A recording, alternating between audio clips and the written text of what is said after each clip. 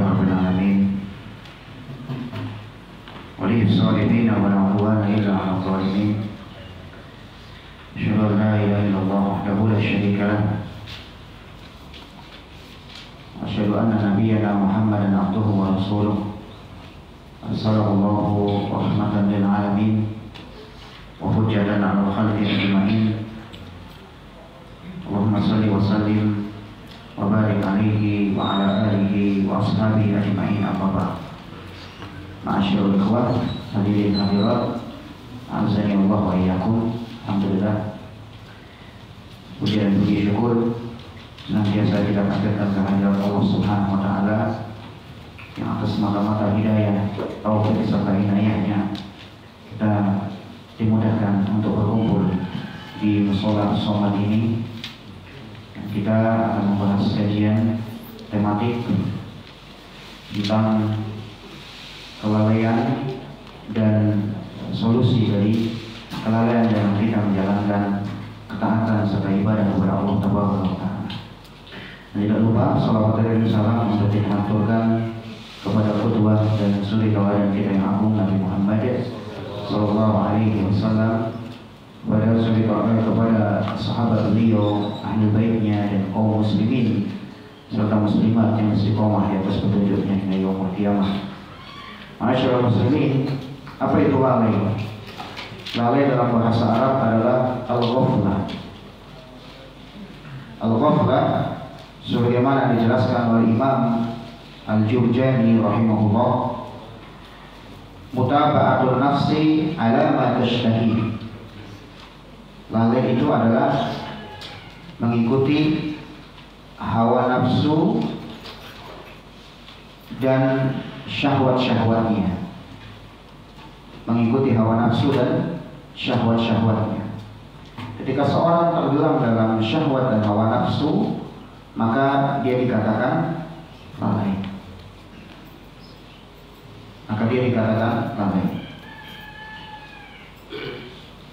Dan kelalaian ini adalah sebuah penyakit yang sangat berbahaya. Lalai ketika seorang tergelam dalam syahwatnya sehingga menyebabkan dia jauh dari Allah Taala, ini penyakit yang sangat berbahaya. Makanya Allah mengingatkan di surah Al-A'raf ayat 205, "Wadhkur rabbaka fi nafsika tadarruan wa khifah." Ingatlah engkau terhadap Rabbmu, wahai Nabi. Ini Nabi saja diingatkan, apalagi kita. Dikata Allah, wahai Nabi, ingatlah kamu kepada Rabbmu, baik secara tunduk maupun secara pelan-pelan. Wadunal jahri, dan jangan terlalu mengeraskan dalam engkau berzikir. Minal qawli, dari bacaan yang kau baca. Bil ghuduwi wal asal, di waktu pagi maupun petang. Wala takun minal ghafilin, dan janganlah engkau bersama orang-orang yang lalai. Coba poin wala takun minal ghafilin, dan jangan engkau bersama orang-orang yang lalai atau termasuk orang-orang yang lalai. Ini Nabi kita SAW yang setiap saat mengingat Allah. Yang dalam satu majelis beliau mengucapkan astagfirullah wa atubu ilaih sampai 100 kali. Itu saja sama Allah diingatkan. Apalagi seperti kita yang banyak lalainya. Kemudian di Al-Kahfi ayat 28, Allah mengingatkan kita agar jangan sampai kita berteman dengan orang-orang yang lalai. Kata Allah Ta'ala, "Wala tuti' man aghfalna qalbahu an dzikrina wattaba'a hawahu wa kana amruhu furta." Janganlah kamu taati, jangan kau berteman dengan orang-orang yang kami palingkan dia, yang kami lalaikan dia dari mengingat kami. Wattaba'a hawa, dan dia mengikuti hawa nafsunya. Wa kana amruhu furqa, dan urusan dia tercerai-berai. Jadi Allah ingatkan, jangan kita berteman dengan orang yang lalai. Kenapa? Ya nanti akan ikut lalai seperti mereka. Ini jemaah, ini dalil sangat jelas sekali melarang kita untuk lalai dari ketaatan dan berteman dengan orang-orang yang lalai. Macam-macam kelalaian. Kelalaian ada dua macam. Yang pertama al-ghaflatul mahmudah, kelalaian yang terpuji. Belum ada Ustaz kelalaian terpuji? Ada. Apa itu kelalaian yang terpuji? Yaitu al-ghaflatu 'anil ma'asi wal munkarat, lalai dari maksiat dan kemungkaran. Lalai dari maksiat dan kemungkaran. Jadi kalau ada orang lalai dari maksiat, ini terpuji. Padahal dia punya harta. Dengan hartanya dia gampang kan main perempuan bisa. Dengan hartanya dia bisa pakai untuk main game, misalkan. Tapi dia nggak lakukan. Dia lalaikan itu semua. Buat apa ini? Manfaat buat akhirat, malah dosa. Nah, lalai yang seperti ini bagus ya? Bagus. Lalai dari ngobrol pas ahli bagus. Bagus. Dia kesini deh. Karena kadang-kadang kalau udah ketemu temennya, temanku paling akrab ini, pas dulu di samping, lupa udah sama ustadznya ngomong. Ngobrol apa ya? Ada aja tema dia bukan? Terutama ibu-ibu ya. Lupa udah ustadznya lagi ngomong apa udah. Nah, yang seperti ini sebaiknya orang di sampingnya dilalaikan dulu. Ini lalai yang terpuji karena mendengarkan ilmu dan nasihat. Lalai dari perbuatan-perbuatan yang tidak diridhoi oleh Allah. Ini lalai yang terpuji. Nah, yang kedua, ini yang kita bahas, al-ghaflatul madhmumah, lalai yang tercela. Lalai yang tercela itu ya, lalai dari kita mengingat yaumul akhir, mengingat hisab di hari kiamat, mengingat dosa-dosa kita, nggak mau muhasabah ya, karena lalai. Ini lalai yang tercela seperti ini. Dan lalai yang tercela inilah yang akan menjadi pembahasan kita di kesempatan ini. Baik, lalai yang tercela itu ada 3 macam. Lalai yang tercela ada 3 macam. Yang pertama adalah kelalaian yang sifatnya sementara, atau kita sebut al-ghaflatul 'aridah, kelalaian yang sifatnya sementara. Apa itu kelalaian yang sifatnya sementara? Yaitu kelalaian orang-orang soleh dari perintah atau larangan Allah, namun setelah itu dia segera ingat. Jadi yang namanya orang sesoleh apapun ya pasti pernah apa? Pernah mengalami kekeliruan dan kelalaian.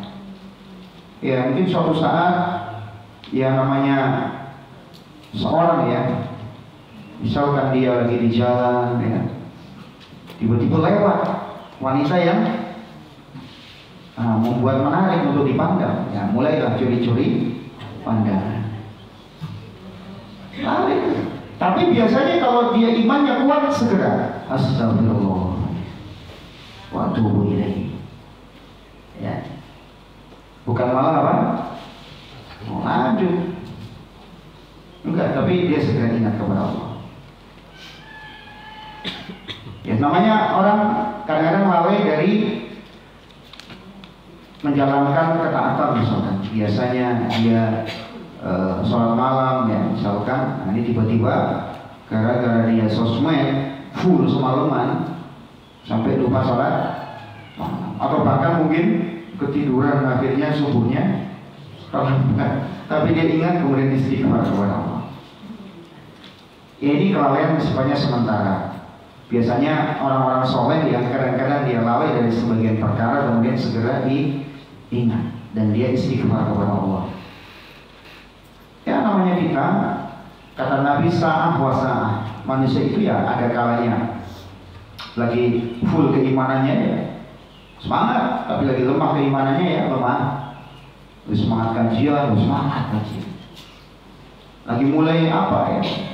Mumet karena mikirin utang, mulai jarang ke kajian. Dan justru malah kajian itu menenangkan hati, kok malah nggak ikut kajian gara-gara banyak utang. Atau apa? Gara-gara dia kajian nggak enak, ada yang ngutangin di sebelah sana. Akhirnya nggak kajian lagi. Wah, ini gimana? Jangan yang seperti itu. Ini lari dari tanggung jawab namanya. Ya. Baik. Jadi jamaah sekalian, ini bentuk kelalaian yang pertama, yang kelalaian sifatnya sementara, yang kadang-kadang orang beriman juga bisa lalai. Tapi dia segera ingat. Allah berfirman dalam surah Al-A'raf ayat 201, Innal ladzina taqaw idza massahum ta'ifun minasyaitani tadzakkaru fa idza hum mubsirun. Sesungguhnya orang-orang yang bertakwa ketika dia tertimpa godaan syaitan, maka segera ingat dan segera melihat kekeliruannya, nggak dilanjutkan, nggak ngeles. Ketika ingat itu salah, segera ingat salah dan segera bertaubat kepada Allah Taala. Baik, ini yang pertama. Yang kedua adalah al-ghaflah al-mutakarrirah, kelalaian yang sifatnya berulang-ulang. Kalau tadi kelalaian sementara, ini kelalaian berulang-ulang. Biasanya kelalaian ini dilakukan oleh orang-orang muslim, tapi muslim yang fasik, muslim yang ahli maksiat. Dia muslim, tapi sholat 5 waktu, tapi ya kadang-kadang senang dia berbuat apa? Maksiat, hobi dia berbuat maksiat. Seperti muslim yang kecanduan khamr, ya muslim tapi apa? Fasik. Muslim kecanduan narkoba misalkan, ya muslim tapi fasik. Ya muslim tapi berzina misalkan, ya muslim tapi fasik. Dan seterusnya dari perbuatan-perbuatan dosa besar. Ya, muslim kok ikut judi slot misalnya, ini muslim tapi fasik. Jadi ini kategori kelalaian tapi yang berulang-ulang. Nah, orang yang seperti ini harus diingatkan terus. Setiap dia lalai diingatkan. Ya seperti kita sekarang ini, adanya kajian kan supaya kita ingat kepada Allah. Karena manusia itu lalai, suka lupa dengan perintah-perintah Allah kalau nggak diingetin. Padahal kalau dipikir-pikir ya Pak, namanya pengajian kan ya, siapapun Ustaz yang menyampaikan kan yang mirip-mirip aja kan. Ya, temanya juga kayak berulang-ulang aja. Tapi ya itulah manusia. Memang perlu terus untuk di-charge keimanannya. Ya, sekali dia kajian, nanti lama nggak kajian ya sudah, kendor lagi kan gitu. Harus. Kita mandi aja harus terus ya, padahal kita sudah mandi bersih, sudah pakai wangi-wangian, besok mandi lagi kan? Tetap mandi lagi. Nggak ada orang mandi sekali buat 2 bulan kan? Ini orang karena kejiwaannya nggak beres mungkin. Ya, enggak, tetap besok mandi lagi, walaupun entah ada yang mandi sekali atau 2 kali ya saya nggak tahu ya, masing-masing aja. Tapi jelas dia tiap hari apa? Mandi. Nah, ini kebutuhan. Sama kita ilmu seperti itu, makan juga seperti itu. Walaupun kita sekenyang apapun, besok ya apa lagi? Seperti itulah kita dalam mencari ilmu. Ya, apalagi ilmu kata Imam Ahmad, al-ilmu lil insani asyaddu hajatan min at-ta'ami wasyarab. Kata Imam Ahmad rahimahullah, Ahmad bin Hanbal, bahwa ilmu itu lebih dibutuhkan oleh seorang hamba daripada makan dan minum. Fal-aklu wasyarab yahtajuhul insan marra aw marratain. Makan itu dibutuhkan orang itu paling sekali atau 2 kali. Ya, bagi sebagian orang yang diet itu kan paling sehari makan sekali. Ya. Walaupun ada yang makan 3 kali, ada belum mealnya ya, ada juga. Tapi pada intinya apa dia tiap detik makan? Oh enggak. Rusak badan kita kalau tiap detik kita makan. Dijeda kan gitu supaya pencernaan kita sehat. Tapi kalau ilmu enggak, tiap saat kita butuh. Keluar rumah doanya apa? Masuk rumah Apa bacaan doanya? Mau berhubungan suami istri, dia mau berhubungan, ada doanya Pak.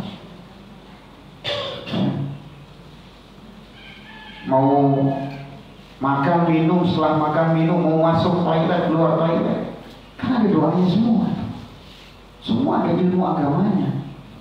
Kita lagi di jalan, ada ilmu agamanya. Ya, bapak-bapak di luar Pak, yang di luar satu atau dua aja kayaknya deh. Ini masih kosong di depan sih. Di luar, di dalam Pak.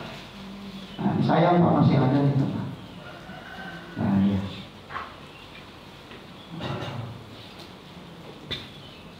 Dingin nggak Pak?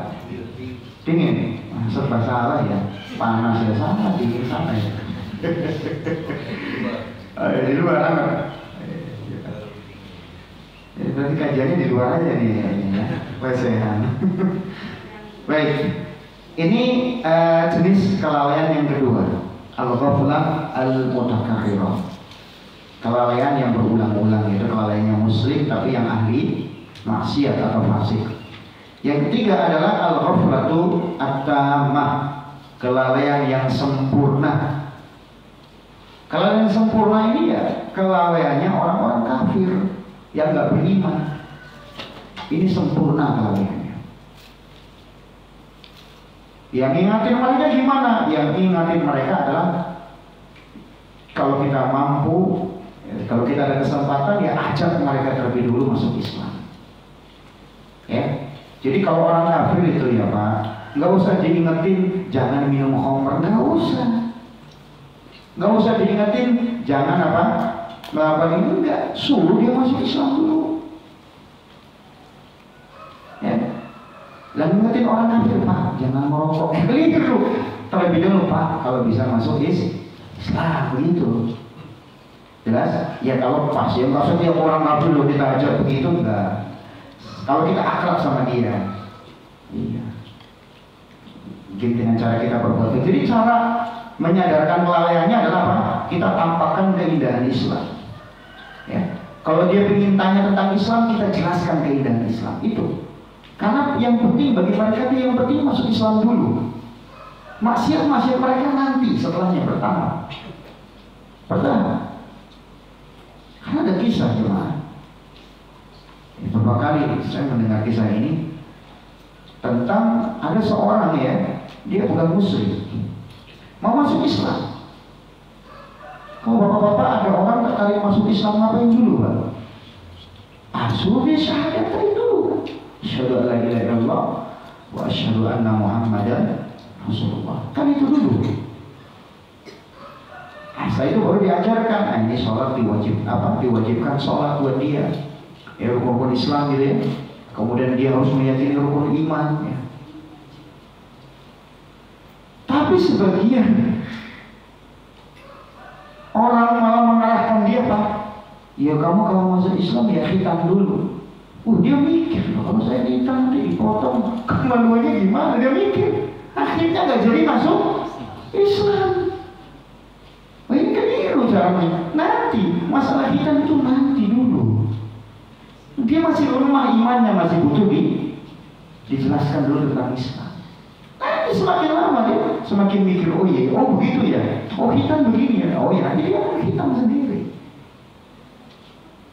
Jadi ajarkan dia untuk bersyahadat terlebih dulu, ajarkan tentang diri Islam, biarkan dia masuk Islam dulu. Nanti yang lain-lain diajarkan, sholatnya, rukun imannya dan seterusnya, gitu ya. Baik. Ini 3 macam kelalaian. Asbabul ghaflah, apa sebab-sebab orang bisa lalai menjalankan ketaatan? Sebab pertama para jamaah adalah mengikuti hawa nafsu. Dan hawa nafsu ini memang paling berat untuk ditolak. Karena hawa nafsu itu ada dalam tubuh manusia, dan manusia itu cenderung senangnya sesuatu yang enak, senangnya sesuatu yang nikmat dan santai. Itu asalnya jiwa manusia. Itu namanya hawa nafsu. Kalau nggak ada aturan syariat, tentu kita lebih memilih hawa nafsu. Iya, coba sekarang pernikahan, nikah saja misalkan. Orang nikah kan terikat ya dengan pasangannya, nggak bisa gonta-ganti pasangan. Tapi kalau dia mengikuti hawa nafsu ya mending gonta-ganti kan gitu. Ya. Nah tapi karena yang mengikuti syariat, oh enggak, itu ditahan. Kalau kita mengikuti hawa nafsu, ngapain kita pergi haji? Duit mending kita pakai buat jalan-jalan, foya-foya dan seterusnya. Tapi karena kita mengikuti syariat, enggak. Ini ada kewajiban haji ketika kita sudah mampu. Nah inilah hawa nafsu itu selalu mengajak kepada hal yang enak, walaupun itu melanggar syariat. Makanya menahan hawa nafsu itu pahalanya surga. Dalam surah An-Nazi'at ayat 40-41, wa amma man khafa maqama rabbih wa nahan nafsa 'anil hawa fa innal jannata hiyal ma'wa. Adapun orang-orang yang mereka takut akan kedudukan Rabb-nya, kemudian dia menahan hawa nafsunya, fa innal jannata hiyal ma'wa, maka surga menjadi tempat kembalinya dia. Ya, karena memang menahan hawa nafsu itu nggak gampang, butuh perjuangan. Kadang-kadang seorang bisa dia bisa dia meluapkan kemarahannya, ya, bisa dia mengeluarkan kekuatannya untuk menghajar orang yang bikin dia jengkel, gitu ya Pak. Ya. Tapi karena dia punya keimanan, dia tahan hawa nafsu, dan menahan hawa nafsu ini lebih berat kadang-kadang Pak daripada melawan musuh. Berat, kondisinya yang ngejek dia badannya ceking Pak misalnya. Ya, kita kasih ya jurus satu gitu ya. Oh sudah dia terkapar, tapi kita ingat Allah, nggak boleh tahan. Ya, nah ini besar pahalanya. Bapak-bapak ya kesel sama istri, ya kan bapak lebih kuat daripada apa? Istri kan ya Pak ya. Iya. Ya, sekali istri bikin kesel kan, kalau bapak mau kan tinggal diapain kan terkapar tuh istri. Nah, tapi ingat akan firman Allah menahan hawa nafsu, tahan. Bukan begitu cara menaklukkan istri ya, dihajar begitu enggak. Ya tapi seperti itu ya. Faedah dari menahan hawa nafsu, tidak mentang-mentang kita lebih kuat, kemudian apa? Setiap orang yang di bawah kita hajar, kita tindas. Sudah, kita punya iman ya, itu menahan hawa nafsu. Pahalanya surga menahan hawa nafsu. Karena memang berat, tidak semua orang bisa menahan hawa nafsunya. Baik, kemudian faktor yang kedua yang sering menyebabkan orang lalai adalah alasan klasik, mencari rizki dan nafkah. Ustaz, bukannya mencari rizki dan nafkah itu ibadah Ustaz? Iya betul. Kalau tujuan kita mencari nafkah adalah untuk supaya kita bisa menjalankan ketaatan, itu ibadah. Cuma masalahnya orang itu ketika dia alasannya mencari rizki, itu sampai waktu-waktu sholat juga dilalaikan. Dulu ya ketika dia masih merintis toko, rajin masih sholat 5 waktu jemaah. Lama-lama pelanggannya tambah banyak, mulai apa? Ya sibuk. Apa lah, nggak apa-apa jemaah di toko juga ada karyawan juga gitu. Oke, lama-lama apa? Makin kesini tokonya nambah cabang. Dari 1 jadi 5 lah tuh, 5 tuh ya. Ya 1, 2, 3, 4, 5. Ah, sholat 5 waktunya lama-lama nggak pernah di masjid. Lama-lama mulai itu subuhnya telat-telatan dan seterusnya. Alasannya apa? Ya, sibuk sana, sibuk sini, banyak perusahaannya dan seterusnya. Ya, baik. Nah ini kelalaian ini yang semacam ini. Dulu ketika pekerjaan gajinya masih pas-pasan, iya masih sering hadir di taklim. Ini saya bukan suzon ya, berarti yang di sini enggak. Ini contoh saja. Mudah-mudahan yang di sini semuanya lancar rezekinya ya. Karena salah satu pendatang rahmat itu kan kita hadir di majelis taklim gitu ya. Nah kadang-kadang ini tuh orang alasannya sibuk, alasannya sudah pekerjaannya, cabang tokonya itu banyak, itu mulai dia lalai di situ. Makanya kalau ada seorang bangkrut terus jadi rajin ke masjid, itu anugerah dari Allah. Ya. Salah seorang salaf kita pernah mengatakan, kullu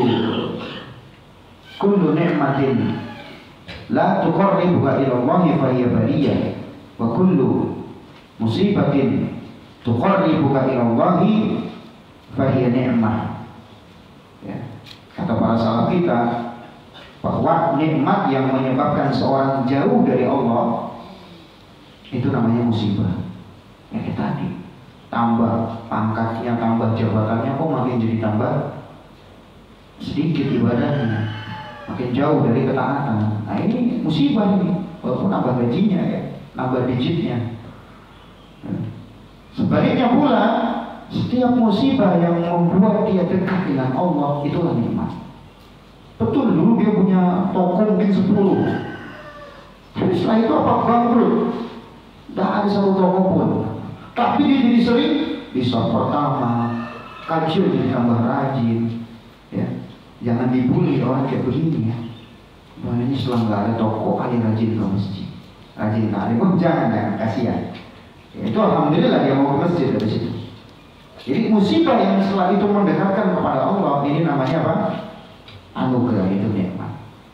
Sebab ketiga, kelalaian itu muncul dari apa? Banyak bermain dan kebanyakan berolahraga. Kebanyakan main dan kebanyakan olahraga.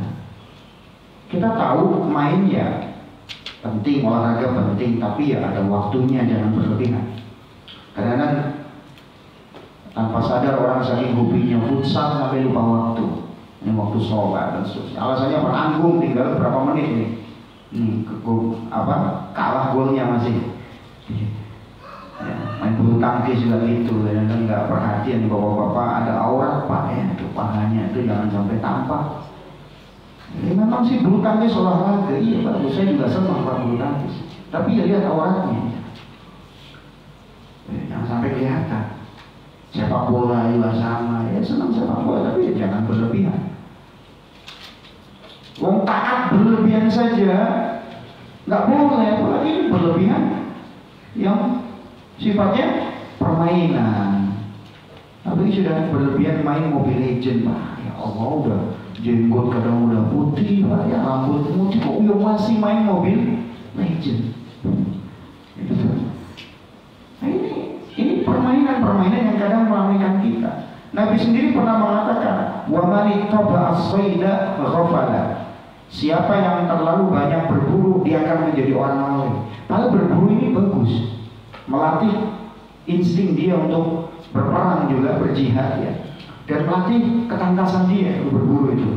Di zaman Nabi itu berburu ya, kemana dan seterusnya kan, itu kan melatih. Itu saja, kalau berlebihan nggak boleh. Padahal ada unsur ketaatan di situ yang membantu dia untuk bisa berjihad di jalan Allah. Itu kalau berlebihan nggak boleh. Gimana kalau sesuatu yang berlebihan itu kadang nggak penting? Ini jawab. Dia nonton sepak bola sampai malam gitu ya, sosmed sampai malam dan seterusnya. Padahal nggak ada manfaatnya dari permainan-permainan tadi, kecuali ya hanya sekedar membuat orang itu tambah lalai gitu ya.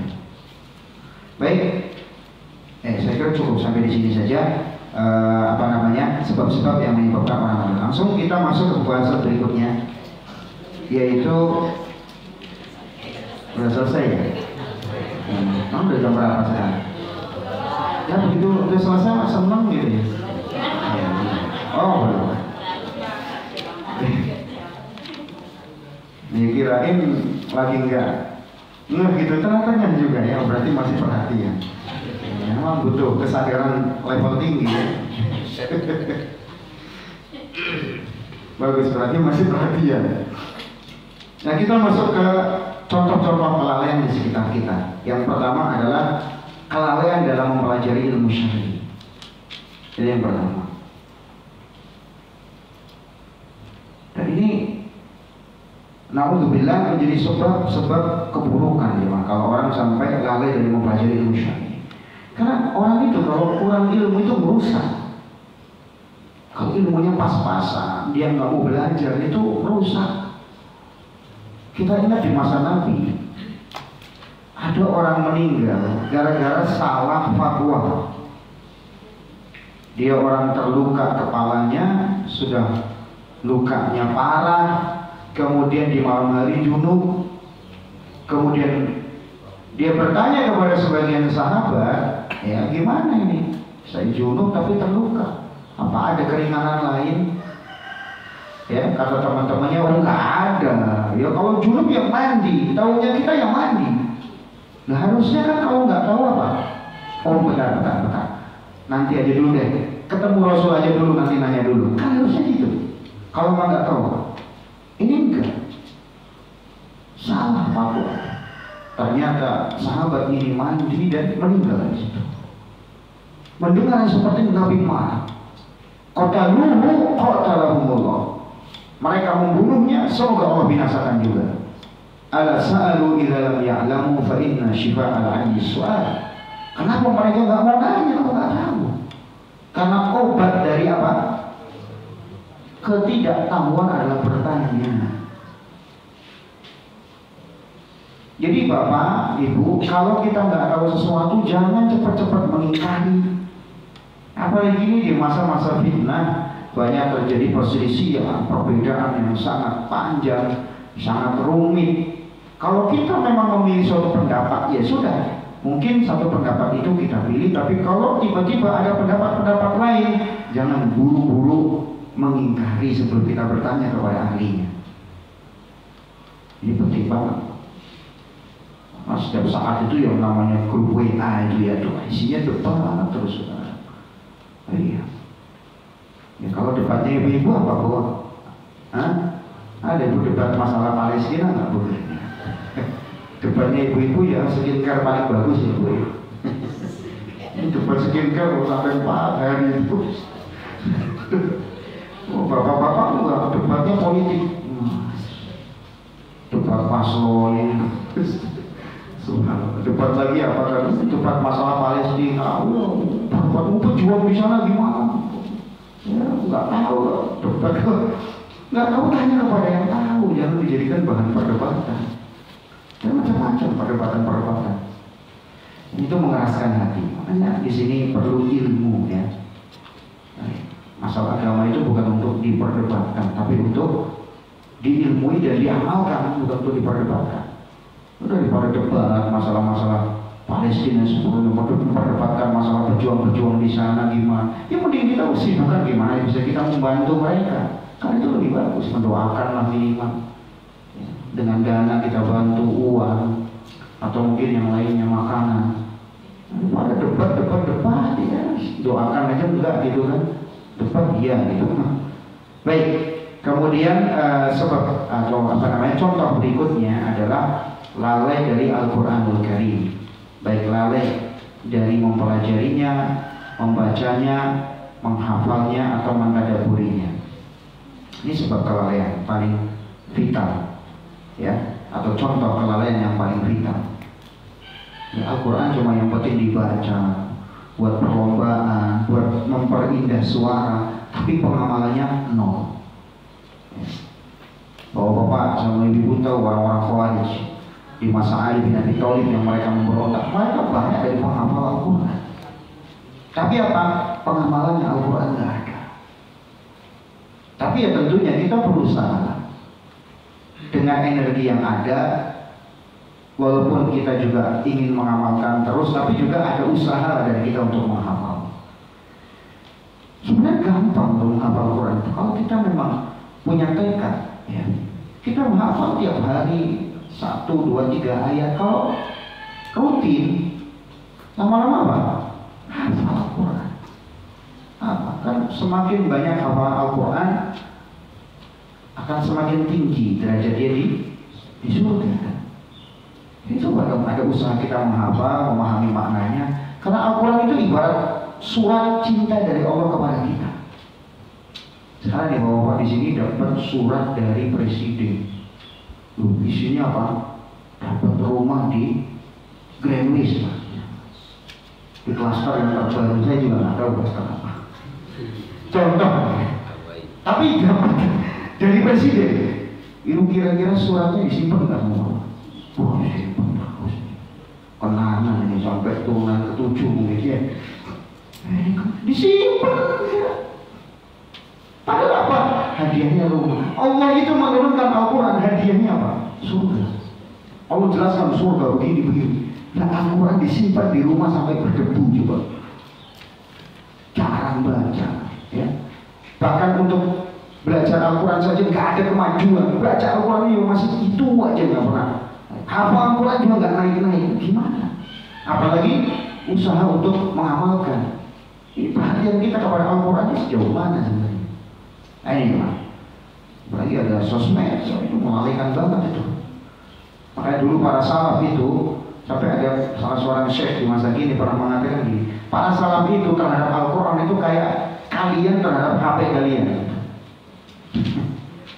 Kita gimana perhatiannya kepada HP, para salaf perhatian terhadap Al-Quran ya seperti itu. Makanya HP-nya kasih aplikasi Al-Quran, aplikasi tadabbur, ya.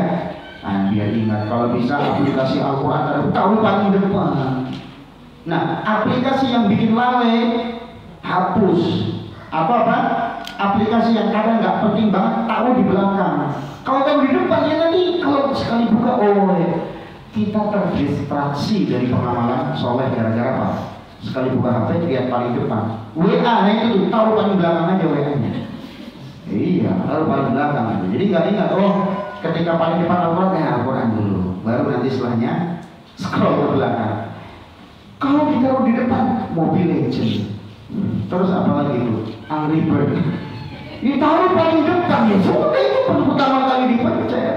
Banyak kegiatan-kegiatan kita terdistraksi, terhalang itu gara-gara apa ya tadi itu. Kadang ada aplikasi-aplikasi nggak penting di HP kita taruh di paling depan. Gitu. Atau ya taruhlah kalau memang WA, ya kan WA ada pengaturan tuh. Yang di paling atas itu prioritaskan orang-orang yang memang itu mau nggak mau kita komunikasi, bapak ibu kita misalkan, anak kita, istri kita atau suaminya atau siapa yang memang itu mau nggak mau komunikasi. Yang nggak terlalu penting taruh di mana? Ya di belakangnya itu di cadangan apa itu namanya itu ya di situ. Biar nggak apa dikit-dikit lihat WA. Aplikasi-aplikasi pencarian tuh kayak Google Chrome taruh di belakang aja itu. Nanti jadi penasaran setiap ada tuh informasi ini ada berita baru buka lagi. Oh kalau sudah satu berita buka lanjut Ustaz Samsul itu nggak bisa habis. Baik, kemudian contoh kelalaian berikutnya adalah al-ghaflatu an dzikrillah. Lalai dari mengingat Allah Subhanahu wa taala atau berzikir kepada Allah. Baik zikir pagi petang, zikir setelah sholat. Termasuk kita bermajelis ini namanya majelis zikir. Itu majelis taklim. Iya, karena majelis zikir itu adalah riyadul jannah. Kata Nabi SAW. Itu taman dari taman-taman surga. Termasuk zikir-zikir penting yang harus kita jaga adalah contoh misalkan ketika kita berada di sebuah tempat yang itu pertama kali kita singgah di situ. Ya, ucapkan apa? A'udzu bikalimatillahi tammati min syarri ma khalaq. Nah, ada pengalaman menarik dari Imam Abul Abbas Ahmad bin Umar Al-Qurtubi rahimahullah atau Imam Al-Qurtubi. Beliau pernah singgah di sebuah tempat, tiba-tiba beliau disengat kalajengking. Satu baru ingat beliau, oh iya tadi saya lupa baca a'udzu bikalimatillahi tammati min syarri ma khalaq. Nah itu baru ingat beliau, oh ternyata saya lupa tadi baca ini tempat baru. Iya. Dan saya pernah mengalami juga seperti itu. Saya pernah sama istri saya singgah di sebuah tempat baru. Jujur memang lupa saya waktu itu baca doa ini. Ya. Lagi asik duduk, tiba-tiba ada ular di belakang saya. Sudah nempel di badan saya itu. Alhamdulillah istri saya melihat. Maksud saya apa ularnya? Saya injek pakai kaki ya, alhamdulillah masih sempat bisa nginjek. Nah, ini contoh ya. Nah, ada salah seorang syekh pernah bercerita begini. Ada kejadian ya, seorang bapak sama anak itu naik kendaraan, ya. Sudah jauh tuh. Tapi mereka ingat baca doa ini, A'udzu bikalimatillahi tammati min syarri ma khalaq. Tiba-tiba ya, bapaknya melihat itu di kepala anaknya ya, mungkin kepalanya waktu itu pakai apa? Pakai sorban atau apa mungkin ya. Ketika dibuka, ternyata ada kalajengking. Jadi kalajengking bernanding di kepala itu sudah sejauh 70 kilo perjalanan. Tapi tidak membahayakan karena tadi sebelum pergi atau ketika singgah di sebuah tempat dia baca doa itu. Kita singgah di mana tempat-tempat yang asing, tinggal di rest area, kemudian singgah di tempat makan atau apa. Biasakan kita baca doa ini supaya kita nggak termasuk orang-orang yang lalai, gitu ya. Nah, contoh lalai berikutnya adalah lalai dalam memprioritaskan amal. Amal itu kan nggak satu level, macam-macam. Amal yang wajib saja beda-beda, nggak sama. Apalagi amal wajib dengan sunnah. Jadi merupakan kekeliruan kalau ada seorang itu semalaman full sholat malam, ternyata subuhnya lewat 12. Itu sholat malam. Gimana orang yang semalaman main sosmed, main HP, gitu ya. Abu Darda pernah ditegur sama Salman Al-Farisi gara-gara Abu Darda itu over dalam ibadah. Sampai istrinya ngadu kepada Salman bahwa Abu Darda itu saudaramu itu sudah nggak butuh sama istrinya. Gitu. Artinya nggak mau hubungan juga enggak. Sudah pokoknya kayak gitu, siang puasa terus, malam juga tidurnya bentar, dia mulai terus. Gitu. Nah, maka Salman datang ke rumahnya, ya, dan coba ingin tahu kegiatannya. Pas malam itu, baru awal malam udah mau sholat malam. Sini, tidur dulu. Lalu saya mau sholat malam, tidur pokoknya, tidur. Ya. Bangun lagi, belum tidur lagi. Saya mau sholat malam, enggak tidur lagi. Baru pertengahan malam, akhir sepertiga malam terakhir. Nah, sekarang udah bangun mau sholat malam. Siangnya puasa, puasa sunnah. Kemudian Abu Darda menyediakan makan untuk Salman. Kata Salman, saya nggak akan makan kalau kamu nggak ikut makan. Akhirnya apa? Makan juga Abu Darda. Baru diingatkan sama Salman bahwa tubuhmu punya hak. Kemudian istrimu juga punya hak. Setiap orang itu ada hak yang harus dipenuhi, maka penuhi hak tadi. Kemudian Abu Darda lapor ke Nabi, iya betul apa yang dikatakan Salman Al-Farisi. Nah ini jemaah sekalian, over ibadah saja ditegur sama Nabi juga. Ini sekarang orang enggak over HP-nya. Makanya banyak penyakit kejiwaan itu gara-gara sibuk sosmed, teman. Iya, ada salah seorang, saya ingat ya, ada salah seorang YouTuber ya di Arab sana, itu followernya udah sekitar 13 jutaan, Pak. Tapi dia mengalami kegoncangan jiwa ini. Sampai suatu saat dia mau bunuh diri. Karena gak ada yang bisa kasih dia solusi. Orang kalau sudah goncang jiwanya, Pak, kita kasih tahu dia, kamu kurang syukur, kamu nggak manfaat itu. Malah dia makin tambah apa? Frustasi. Karena ini beda masalah. Ini orang sudah gangguan jiwa, Pak. Kalau sudah gangguan jiwa, Pak, nggak bisa kita kasih tahu, kamu nggak sabar, kamu nggak syukur, nggak bisa begitu. Tapi tiba-tiba ketika dia mau bunuh diri, dia ingat, ada satu teman nih, belum dimintai pendapat. Nggak jadi dia bunuh diri, dia telepon temannya. Ini saya ada masalah, nih saya kejiwaan saya goncang. Oh ya sudah, sini, saya ajak kamu ke dokter atau psikiater. Ayo kita konsultasi di sana. Maka sama dokternya kemudian dikasih tahu, saya kasih obat, tapi dengan syarat apa? Kamu tinggalkan sosmed kamu, tutup sosmed kamu, full, nggak ada sosmed udah, HP kamu singkirkan. Terus apa? Kamu banyak di rumah, terus sibukkan baca saja, mau baca Al-Quran, baca buku. Kalau mau sibuk baca aja. Semua interaksi sosmed putus. Jadi selama sebulan full itu ya, karena dia dikasih obat yang sudah ini obatnya udah mungkin udah level terakhir, itu mau nggak dia bisa bunuh diri ya, ya dia putus semua seperti itu sosmed, tenang dia. Ya dengan izin Allah ya sembuh lagi dia, jiwanya nggak masalah. Karena memang nih kita terlalu interaksi dengan sosmed.